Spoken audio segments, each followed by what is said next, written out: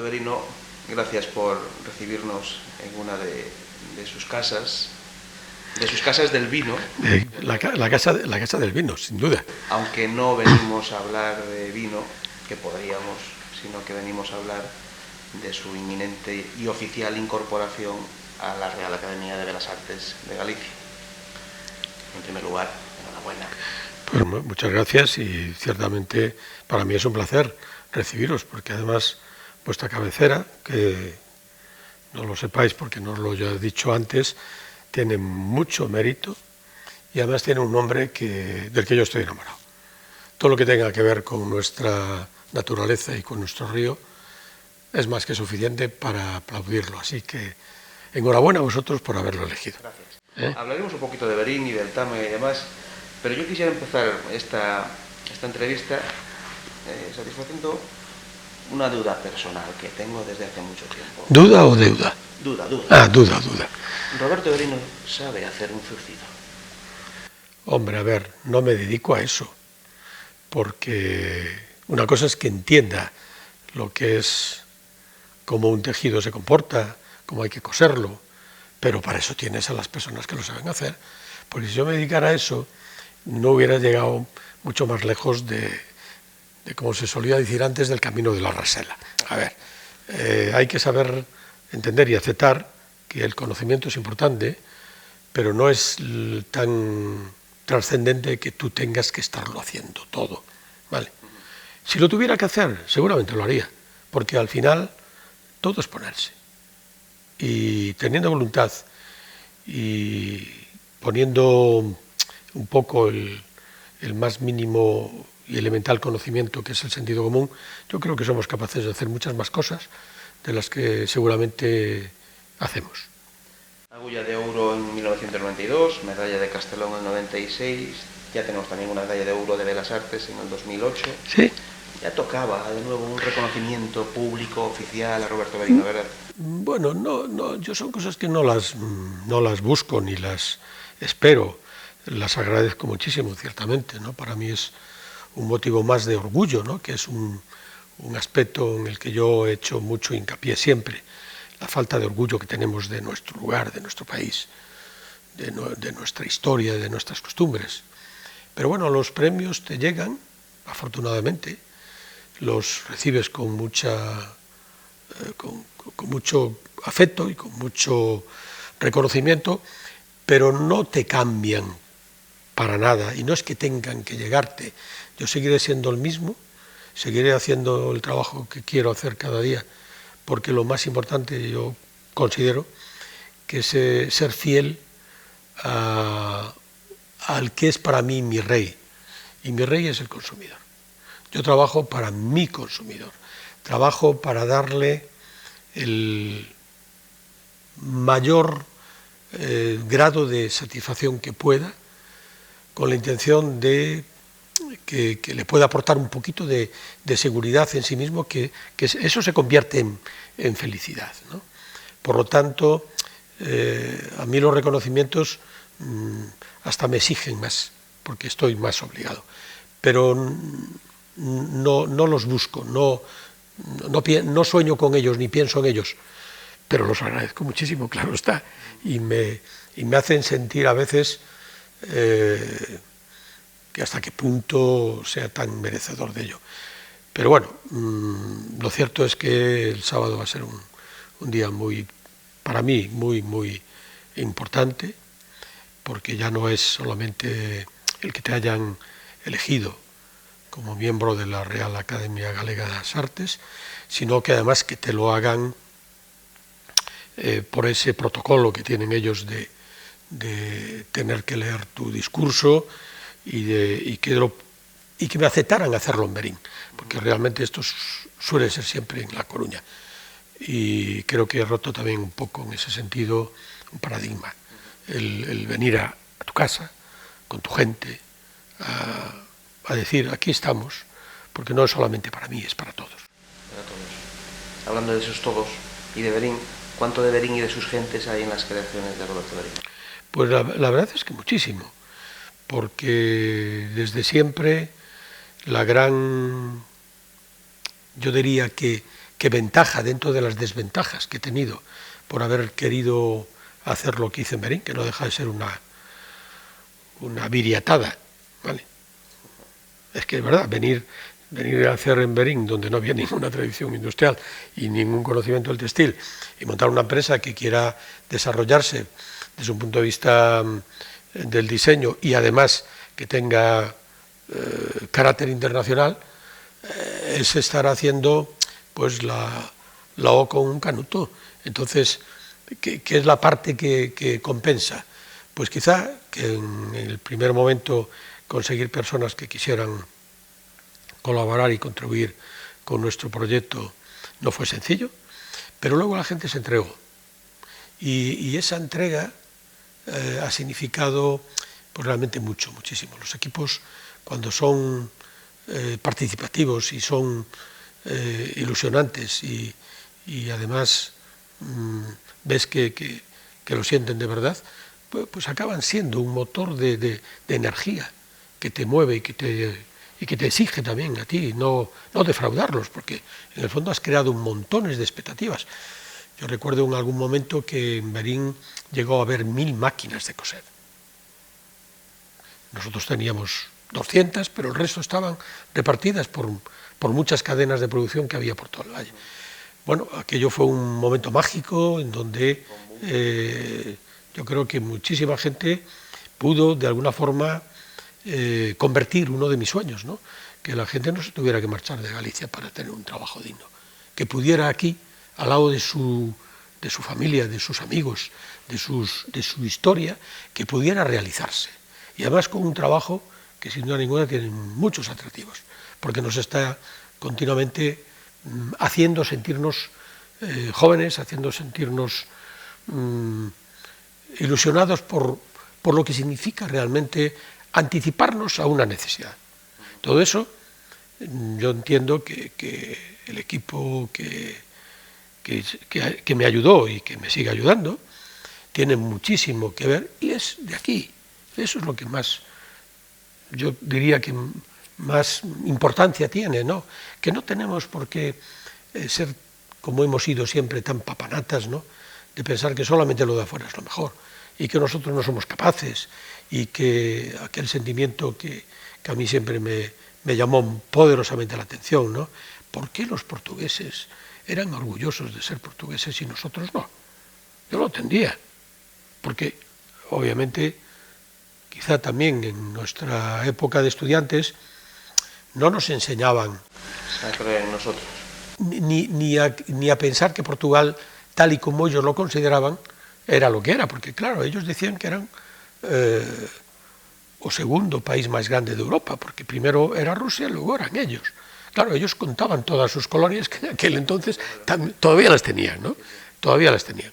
Aquello les daba una capacidad de sentirse por encima de, que era un orgullo del que hoy mismo yo sigo creyendo que aunque ha habido un cambio sustancial, todavía sigue siendo un elemento diferenciador en el que ellos nos ganan, ¿eh?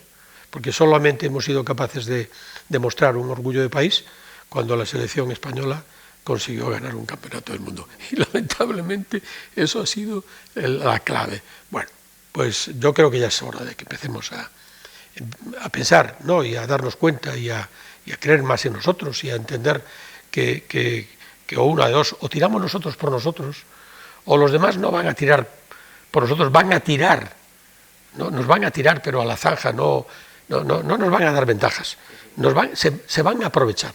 Por lo tanto, aquí está la clave de decir, oye, lo que decía Obama en su momento, sí se puede, claro que sí, pero para eso hay que tener capacidad para creer en ello y voluntad para afrontarlo, y sobre todo también el arrojo, la valentía de tirar para adelante y de no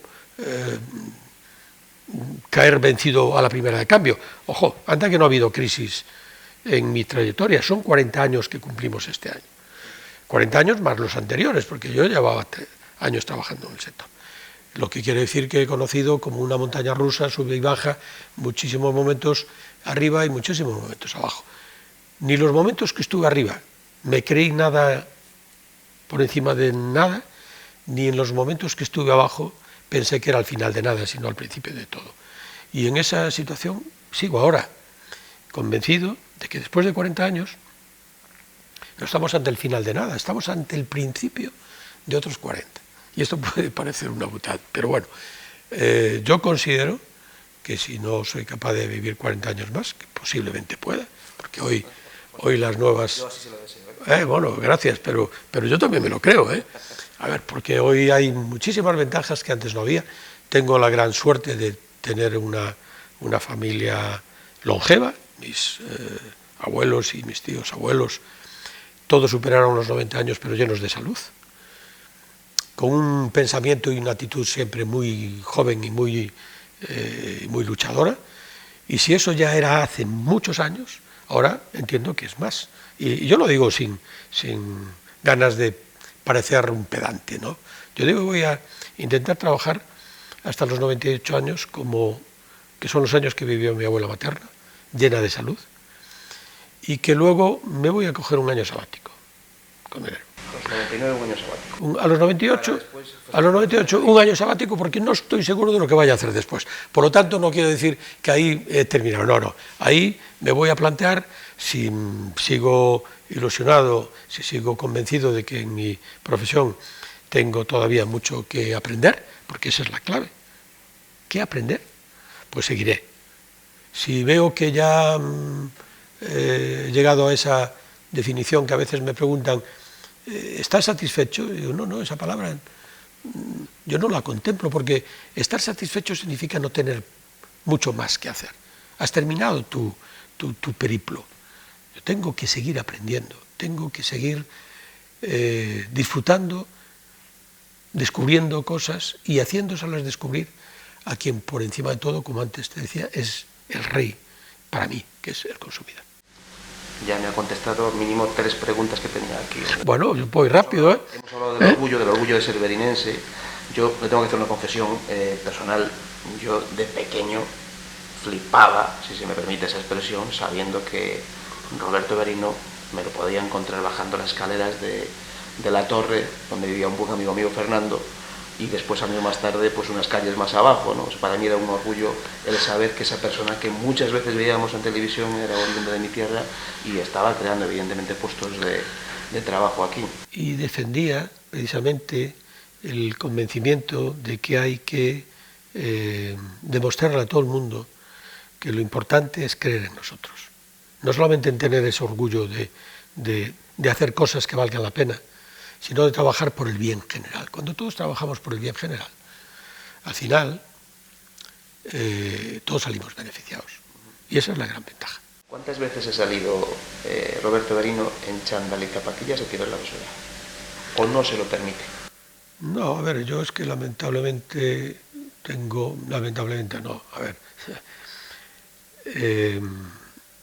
yo soy una persona sencilla, no me cambio de forma ni de vestir ni de ser.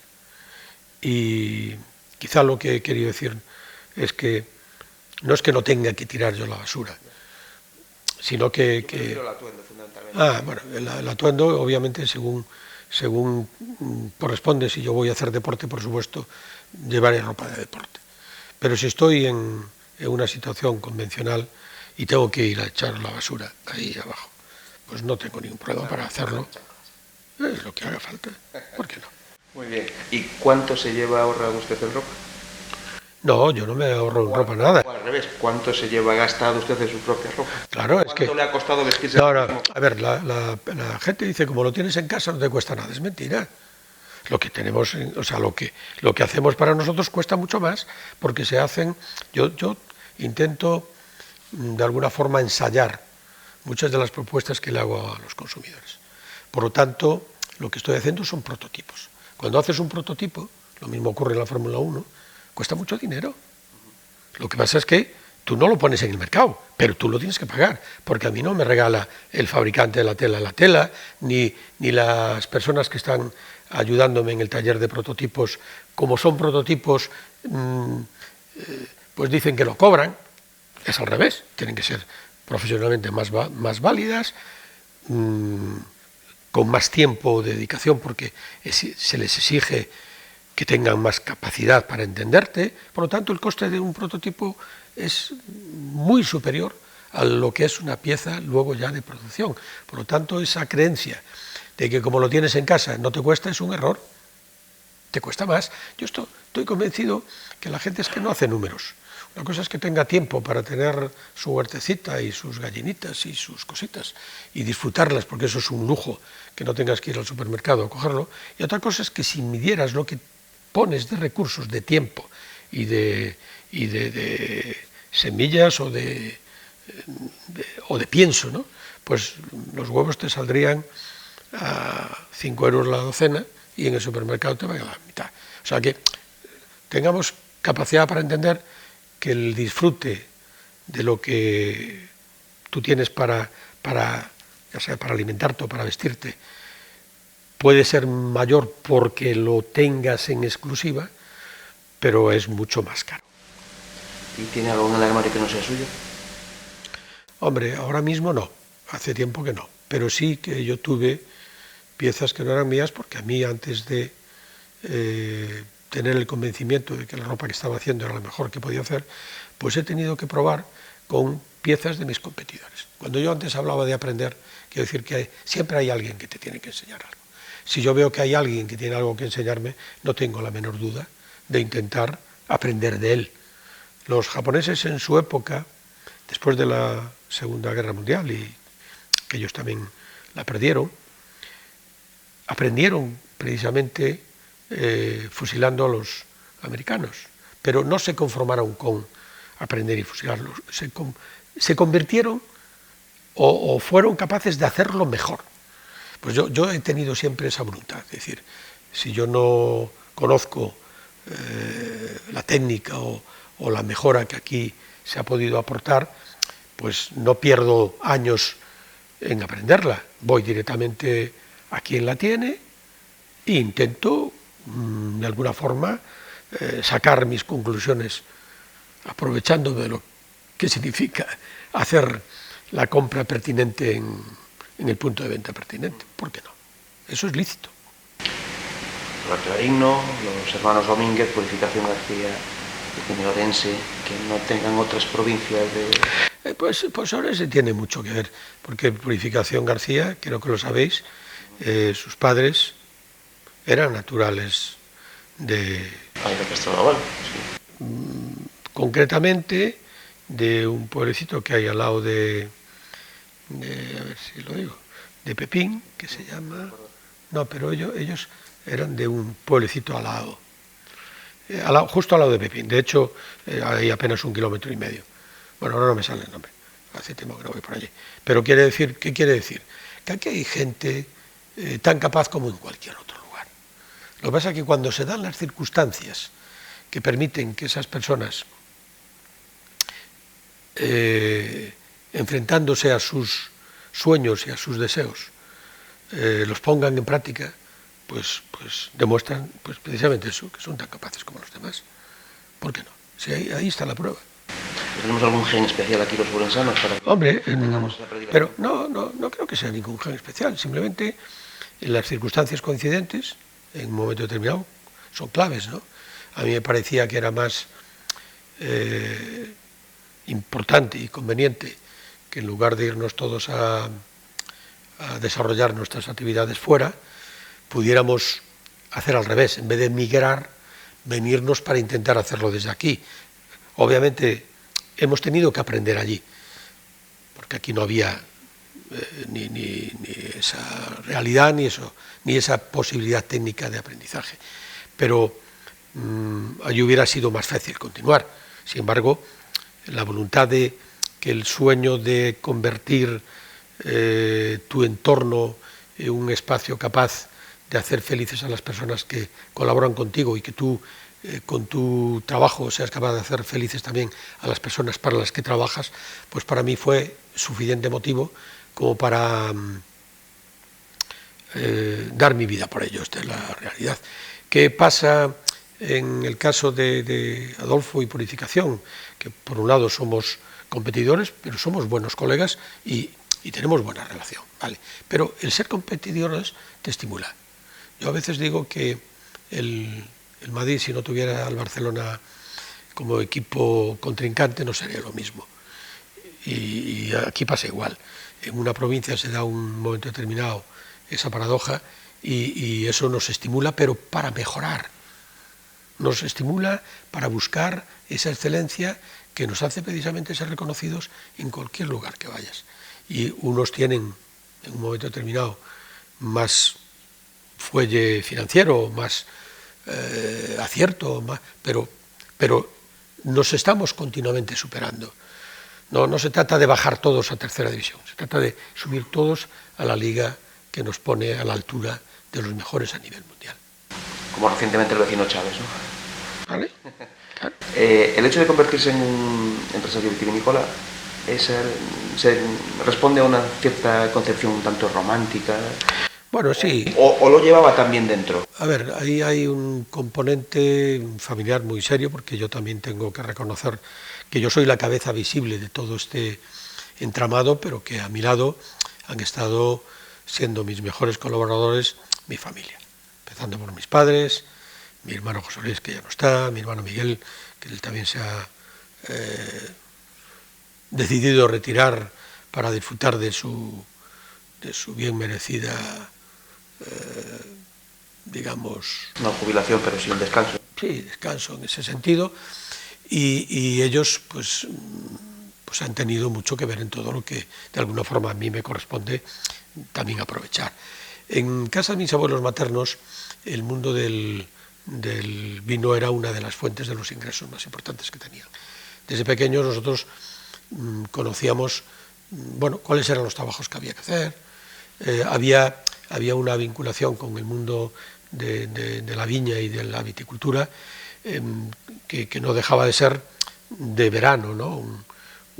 Un disfrute de verano, en donde cuando íbamos a una viña, que además como quedaban lejos había que ir y comer allí, era como si fuéramos de excursión, ¿no? Entonces todos esos recuerdos siempre a mí me atrajeron muchísimo. Y lo que no cabe duda es que aquí a mí también me llamó muchísimo la atención, y poderosamente, de tener claro que había un potencial de un nivel cualitativo altísimo y sin embargo no se había sabido aprovechar. Y me pareció que había que intentar por lo menos tirar de la cuerda, ¿no? Y creo que en ese sentido yo también he alcanzado el reconocimiento, aunque no se diga, pero la influencia, mejor dicho, en muchas personas para que se dieran cuenta el tesoro que tenían entre sus manos, de sacarle partido a un valle con una riqueza vitivinícola indiscutible. Y hace 20 años, 25 años va a hacer, ¿vale?, que montamos la bodega. Y esta es la cuarta bodega, ¿eh? Estaba la cooperativa de Alvarellos, estaba el Bernabé, estaba la Dairo y nosotros, ¿eh? 3 más 1, 4. Hoy creo que somos 28, 27. Bueno, pero no solamente que seamos dentro de la DO, pero no solamente que seamos 27, que al final no es una cuestión tanto de número, como sí de reconocimiento cualitativo.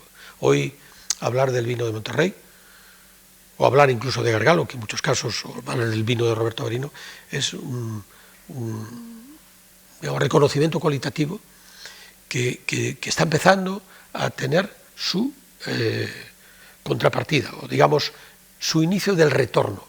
Esto va a tener una proyección de tal calibre que dentro de 20 años no nos van a conocer, ¿eh? Porque sin duda ninguna aquí hay lo que ya había habido, porque no es que lo hayamos descubierto. Caray, ahora mismo aquí tenemos uno de los artilugios que se utilizaban para hacer para prensar el vino de aquel entonces, que en Coimbra los han puesto muy recuperando todo lo que son los lagares, ¿no? Quiere decir que esto es históricamente un hecho que lo único que hay que hacer es saberlo leer y saberlo aprovechar, ¿no? Y saberlo cuidar, porque yo recuerdo que a los agricultores de entonces, cuando empezábamos, los que venían a recoger la uva, los estaban de alguna forma prostituyendo a unos niveles increíbles, porque no los pagaban, o sea, los despreciaban absolutamente, les hacían trampas. Era increíblemente triste ver cómo quedaban en recoger las uvas en un lugar, pasaban 2 días y no habían venido a recogerlas. Y luego aparecía un camión por allí y les pagaba la mitad, se los llevaba. Y claro, cuando tú te enterabas que eran los mismos, que lo hacían para abaratar el precio, pero claro, al pobre del agricultor que tuvo que estar haciendo la labor de todo ese año, que le hicieran esas faenas, lo único que lo estaban haciendo era que se decidiera por poner plantas que en vez de 4 kilos por cepa, pues diera 20 o 30 o 40. ¿Qué más le daba? Si no se lo iban a pagar. Por lo menos, si hacía 30 kilos, aunque le pagara poco, le salía mejor. Claro, entonces, cambiar incluso esa mentalidad nos costó tiempo aquí, porque nosotros hicimos una labor, yo creo que altísima, de fomentar la calidad a través de traer aquí expertos en viticultura de las universidades más importantes de España, para hacerles entender lo importante que era precisamente defender cualitativamente el producto.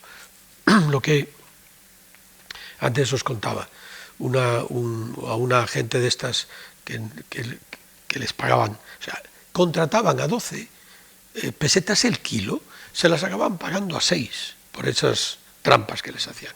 Pero es que 6 pesetas, estoy hablándote del año 94, tampoco es tan atrás, ¿no? Va a hacer ahora 30 años. 30 años. Pasa que el tiempo pasa rápido. Pero es que hoy una uva aquí de media está por encima del euro. Estamos hablando de 166. De 6 a 166. Nada que ver. Bueno, y sobre todo la importancia que tiene el reconocimiento cualitativo del Valle, de que todas las bodegas que quieran defender la calidad van a tener asegurado su futuro sin duda ninguna. O sea que ese tren del vino no lo estamos perdiendo, hemos perdido el... Hombre, a ver, no lo estamos perdiendo si no empiezan con las guerras de prostituir la calidad, que eso sí que es un peligro, ¿vale? Traerse vinos de otros lugares, vender una botella de vino a 60 céntimos que te cuesta más el envase hoy. Entonces, cuando se empiezan a hacer trampas a ese nivel también, y amparados en lo que es una denominación de origen que tiene un trabajo ya hecho y un reconocimiento, si no se bajan de ese nivel, el futuro está garantizado. Ahora, si empiezan por competir a ver quién lo vende más barato y a ver quién vende más, pues al final es pan para hoy y es hambre para mañana. 2 últimas preguntas. Sábado, la cita es el sábado en el auditorio de Berín a las 12:30. ¿Nos adelanta alguna pequeña puntadita del discurso de incorporación a la academia? Bueno, yo voy a leer un discurso que en definitiva es lo que lo he titulado el orgullo, la aportación de la moda al orgullo del país. Y creo que es una realidad porque así como cuando yo era un quinceañero y competíamos con los portugueses, ellos eran orgullosos de serlo y nosotros no, y a mí aquello no me casaba nada. La búsqueda de ese sentimiento de orgullo lo encontramos, ¿vale? Lo encontramos, y la moda yo creo que ha aportado al orgullo de los gallegos una palanca digamos, de elevación y de empoderamiento altísimo, porque en los años 80, con todo el boom que se produjo de la moda gallega, no cabe duda que hubo un antes y un después, ¿no? Aquella famosa imagen que tenían fuera de Galicia de una viejecita sujetando una vaca que estaba pastando en las esquinas de las carreteras, dio paso a una imagen totalmente cambiada, en donde las mejores pasarelas, no solamente de nuestras ciudades, sino de París o de Nueva York, nos permitían competir con los grandes diseñadores internacionales, lo que significaba que habíamos pasado también de 0 a 100 en nada, ¿no? Y eso ha generado un sentimiento de orgullo que ya no solamente es por la moda, es por nuestra lengua, por nuestra música. Ahora vienen las tanchugueiras a demostrar lo que somos capaces, pero es que antes de ellas hubo muchos, ¿no? Muchos grupos que fueron capaces, y en esto total los resentidos, en fin, ahí ya no hablo de Luz Casal, en fin, hay tanta gente que ha sido capaz de aportar ese sentimiento de orgullo, porque lo mismo que nos ha pasado a la moda le ha pasado a otras actividades, ¿no? Y hay muchísimos ejemplos de profesionales valiosísimos que evidencian ese convencimiento del que yo os hablaba antes, de que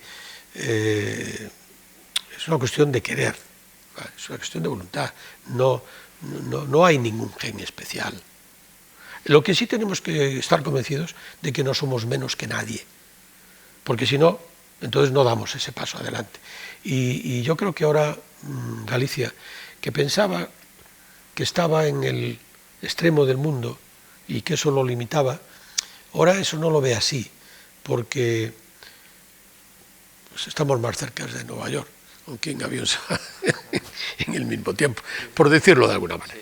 No, en el fondo es una cuestión también de convencimiento. Yo tengo, y lo diré en el discurso, un enorme reconocimiento para un maestro que hemos tenido aquí, que sin duda ninguna fue clave también para que esta energía, al menos muchos de los que tuvimos la oportunidad de estar bajo su batuta académica, unos más que otros la hemos aprovechado. Él nos decía que teníamos que sentirnos orgullosos de haber nacido en Berín, porque aquí había nacido Viriato. Sabéis que la Lusitania, nosotros formábamos parte de la Lusitania. Entonces, el conocimiento que tenemos en general es pastor lusitano. Pero él decía, hay una razón fundamental. El nombre a las personas se les ponía en función del lugar de donde habían nacido. Entonces él decía Viriatus in Viria natus. Sabéis que el escudo de Berín pone Viria, el equipo cuando éramos pequeños se llamaba Viria. Nosotros tenemos una vinculación con el concepto Viria muy alto y nos lo hemos creído a pies juntillas. O sea, yo no lo he discutido, me parece tan importante, tan interesante y tan necesario creer en que tenemos alguna razón precisamente para sentir que sí podemos, que a mí ya me vale. Y si no, que me lo desmonten. No hay forma de desmontarlo, porque vienen los de Corea y dicen, no, nosotros creemos que nació aquí, porque la espada está enterrada en nuestras murallas. Pues a ver, desenterrar las murallas, a ver dónde está la espada y a ver si era de Viriato. A ver, Viriatus y Virianatus, ya está. No hay mayor, digamos, capacidad de convencer que la que nos decía ese gran maestro que fue don Jesús Taboada Chivite. Para terminar, Roberto Berino ha estado invitando a todos sus amigos, incluso desde las propias redes sociales del Concello de Berín. ¿A quién va a echar especialmente de menos en esa primera fila del auditorio este sábado a las 12:30? Porque la vida pues ya lo ha colocado en la memoria. Bueno, como comprenderéis, yo tengo que lamentar mucho que parte de mi familia no esté. Indiscutiblemente eso es algo inevitable, ¿no? Por lo tanto, sé que están ahí. Don Roberto, muchísimas gracias por recibirnos en su segunda casa, la del vino. Que es vuestra casa también. Gracias. Venga.